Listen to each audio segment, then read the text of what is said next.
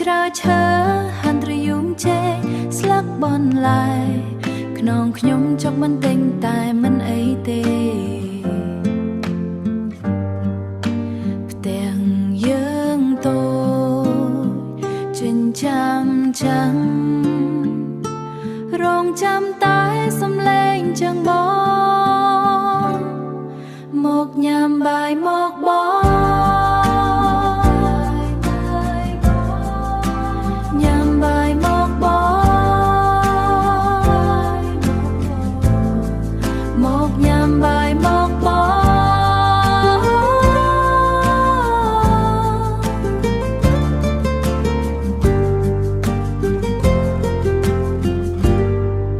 ងអង្គុយចុះលើកំរា